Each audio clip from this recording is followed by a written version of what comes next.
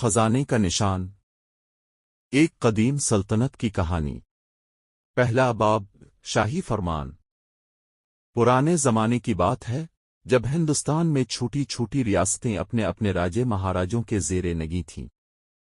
دریائے گنگا کے کنارے ایک حسین وادی میں راج گڑھ نامی ایک چھوٹی سی مگر طاقتور ریاست آباد تھی۔ اس ریاست پر راجہ رودر پرتاپ سنگھ حکومت کرتا تھا، جو بہادری، عدل اور دانائی میں مشہور تھا۔ راجہ کو کتابوں سے بہت شغف تھا اور اس کے محل کی زیر زمین لائبریری میں ہزاروں نایاب نسخے محفوظ تھے۔ انہی کتابوں میں ایک پرانی فارسی کتاب تھی جس کا نام تھا نقش خزینہ۔ یہ کتاب صدیوں پرانے ایک گمشدہ خزانے کا پتہ دیتی تھی جسے مغل بادشاہ ہمایوں کے ایک امین نے گمنام پہاڑی علاقے میں دفن کیا تھا تاکہ وہ افغان حملہ آوروں کے ہاتھ نہ لگے۔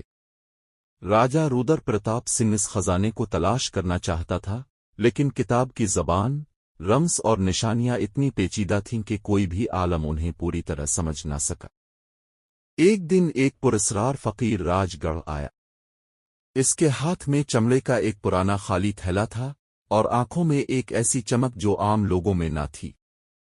فقیر نے راجہ کے دربار میں آ کر کہا، اے راجدھانی کے راجپوت، وہ خزانہ تیرے نصیب میں لکھا ہے، مگر اس تک پہنچنے کا راستہ آسان نہیں۔ اگر تاپ سچ کا ساتھ دے گا تو میں تجھے وہ راستہ دکھا سکتا ہوں۔ راجہ چونک اٹھا۔ اس نے فقیر کو اپنی لائبریری میں لے جا کر وہی پرانی کتاب دکھائی۔ فقیر نے ایک گہری سانس لی، کتاب کو چوما اور کہا، یہ خزانہ صرف اس کو ملتا ہے جو اپنے دل کا اندھیرا جیتے، مگر خبردار، جہاں خزانہ ہے وہاں موت کا سایہ بھی ہے۔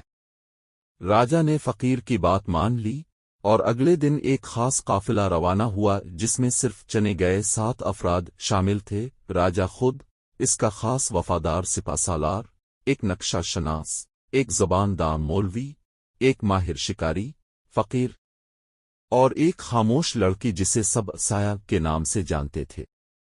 پہاڑی دروازہ۔ راج گڑھ سے خزانے کی تلاش میں نکلا قافلہ 7 افراد پر مشتمل تھا۔ دن کا آغاز ہوا تو آسمان پر ہلکے بادل چھائے ہوئے تھے، جیسے فطرت بھی ان کے سفر کی گواہ بن رہی ہو۔ فقیر کے ہاتھ میں ایک پرانا کمپاس تھا جس کی سوئی ہمیشہ جنوب مشرق کی طرف جھکی رہتی۔ ان کی منزل گھنٹہ گڑھ کی پرانی پہاڑیوں کی ایک گھاٹی تھی جس کا ذکر فارسی کتاب میں صرف ایک بار آیا تھا، جہاں گھنٹی کی آواز نہ ہو پر ہوا میں اس کی گونج باقی ہو، وہی خزانے کا پہلا دروازہ۔ یہ جملہ ایک معمہ تھا۔ زبان دان مولوی عبدالکریم نے اس جملے کو سمجھنے میں کئی دن لگائے۔ وہ بولا، یہ کسی ایسے مقام کی طرف اشارہ ہے جہاں پہلے کوئی مندر یا درگاہ رہی ہو، مگر اب صرف خاموشی باقی ہو۔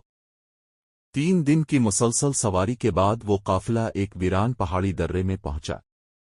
چاروں طرف سوکھی جھاڑیاں تھیں اور پہاڑوں کے بیچ ایک تنگ راستہ جس پر قدم رکھتے ہی عجیب سی سردی محسوس ہوتی تھی۔ فقیر نے قافلے کو رکنے کا حکم دیا۔ وہ خاموش ہوا، زمین پر بیٹھا اور چمڑے کا تھیلا کھولا۔ اس میں سے اس نے ایک پرانی مٹی کی گھنٹی نکالی جو شاید کئی صدیوں پرانی تھی۔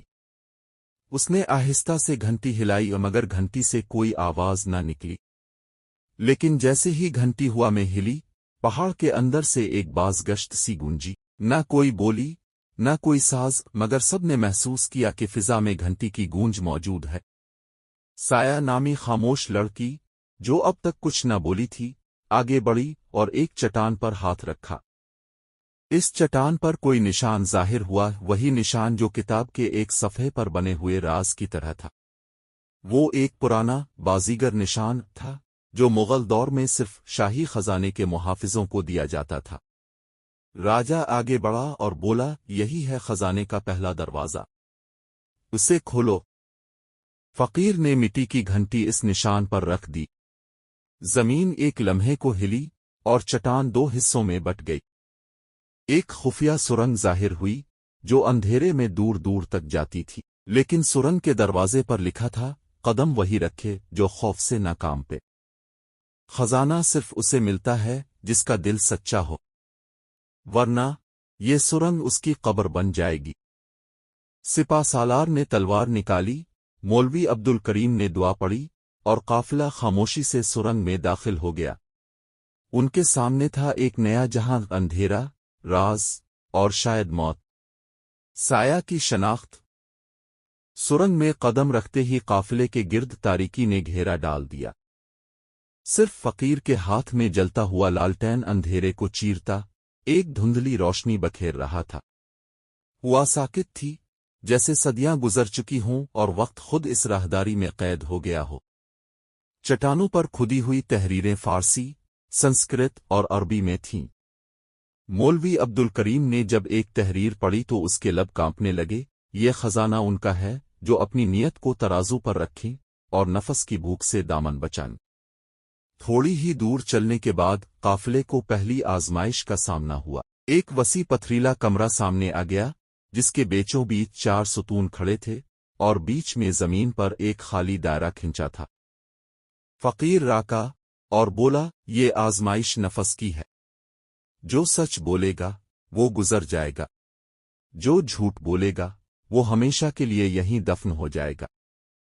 ستونوں پر 4 سوال لکھے تھے، ہر سوال ایک فرد سے مخاطب تھا۔ سب نے باری باری ان پر لکھی عبارتیں پڑھے۔ پہلا سوال سپہ سالار سے، کیا تم نے کبھی بے گناہوں کا خون بہایا؟ سپہ سالار نے گھبرا کر کہا، میں نے ہمیشہ دشمنوں سے جنگ کی ہے، کبھی بے گناہ پر وار نہیں کیا۔ مگر زمین لرزنے لگی۔ ستون سرخ ہو گیا، جھوٹ؟ سپہ سالار نے کانپتی آواز میں اعتراف کیا، ایک بار ایک گاؤں پر حملے میں نے حکم مانا تھا، جانتا تھا وہ بے گناہ تھے۔ زمین ٹھہر گئی، ستون نے رنگ بدلا، سبز ہو گیا، معافی مل گئی۔ دوسرا سوال مولوی عبدالکریم سے، کیا تم نے علم کو بیچا؟ مولوی نے خاموشی سے سر جھکا لیا اور کہا، ہاں، میں نے سچ کو روکا، جھوٹ کو پھیلایا، تاکہ دربار سے انعام پا سکوں۔ ستون سبز ہو گیا۔ اسی طرح باقی سوالات بھی ہوئے، لیکن جب سایہ کے سامنے سوال آیا تو تحریر نمودار ہونے سے پہلے ہی ستون پھٹنے کو آیا، اور تب فقیر آگے بڑھا، اسے کچھ مت پوچھو، اس کی سچائی ہم میں سے کوئی سن نہیں سکے گا۔ راجا چونکا، یہ لڑکی کون ہے؟ یہ اب تک خاموش کیوں ہے؟ فقیر آہستہ سے بولا، سایہ، ہمایوں بادشاہ کے خزانے کی آخری نگہبان کی نسل سے ہے۔ اس کے خون میں وہی نشان ہے جو خزانے کی اصل کنجی ہے۔ یہ بولے گی تو دروازے کھلیں گے اور دشمن بھی جاگ اٹھیں گے۔ راجا کے ذہن میں گھنٹیاں بجنے لگیں۔ ایک لڑکی، گمنام نسل، خاموش نگہبان۔ کیا یہ سفر صرف خزانے کا تھا یا کوئی بڑا راز چھپا ہوا تھا؟ دروازہ کھلا، اگلی سرنگ میں نیلا نور پھیلنے لگا۔ اب ان کے سامنے تھا خزانے کا دوسرا مرحلہ اور شاید دشمنوں کا پہلا حملہ۔ خزانے کا نگران۔ سرنگ کے دوسرے حصے میں داخل ہوتے ہی قافلہ حیران رہ گیا۔ سامنے ایک عظیم الشان کمرہ تھا، گنبد نما چھت، دیواروں پر سونے کے نقش و نگار، اور بیچوں بیچ ایک بلند چبوترا۔ اس چبوترے پر ایک تابوت سا صندوق رکھا تھا، جس پر فارسی میں لکھا تھا، یہ وہ خزانہ ہے جس کے لیے بادشاہوں نے سلطنتیں لٹائیں اور محافظوں نے نسلیں قربان کی۔ لیکن جیسے ہی راجا رودر پرتاپ سنگھ آگے بڑھا، چاروں طرف سے زمین ہلنے لگی اور دائیواں سا اٹھا۔ سرنگ کی چھت سے سائے نمودار ہوئے۔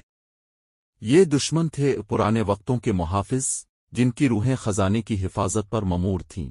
وہ انسانی صورت میں نہ تھے، نہ مکمل جن، بلکہ دھند کی شکل میں تیرتے ہوئے خوفناک آنکھوں والے وجود۔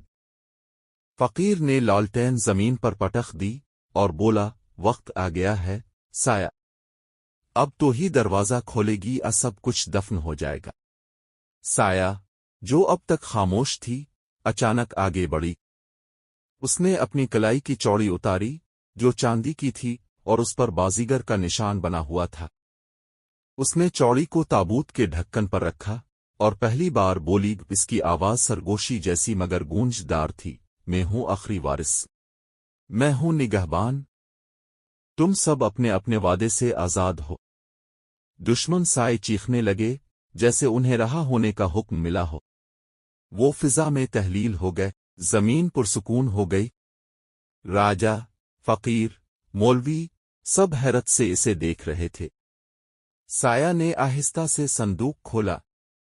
اندر سونے چاندی کے زیورات نہیں، بلکہ پرانے کاغذ، مہر بند خطوط اور ایک شاہی دستاویز رکھی تھی، وہ اصلی فرمان جو مغل شہنشاہ ہمایوں نے اپنی اولاد کے لیے چھوڑا تھا۔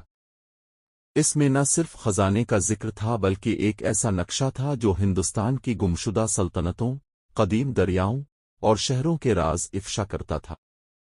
راجا رودر پرتاپ سنگھ نے پرسکون آواز میں کہا، تو اصل خزانہ سچائی، علم اور تاریخ ہے، نہ کہ سونا چاندی۔ فقیر نے مسکرا کر کہا، اب تم سمجھ گئے، یہی وہ خزانہ تھا جس کی حفاظت کے لیے نسلیں گمنام ہو گئیں۔ سایہ خاموشی سے پیچھے ہٹی اور بولی، اب میرا فرض ختم ہوا، اب میں بھی آزادی چاہتی ہوں۔ اور پھر اس نے صندوق بند کیا، ہاتھ میں وہ دستاویز راجا کو تھمائی، اور اندھیرے میں گم ہو گئی جیسے کبھی وجود ہی نہ رکھتی ہو۔ قافلہ واپس راج گڑھ لوٹا۔ راجا نے وہ دستاویز عوام کے سامنے ظاہر کی، تاریخ کی کتابوں میں نئی راہیں کھولیں، اور خزانے کا سچ ہمیشہ کے لیے محفوظ ہو گیا۔ کہا جاتا ہے آج بھی راج گڑھ کی لائبریری میں وہ صندوق محفوظ ہے۔ سایہ کا نام کسی کتاب میں درج نہیں، مگر وہ خزانے کی سب سے بڑی محافظ تھی، جو کبھی بولی نہیں، مگر سب کچھ کہہ گئی۔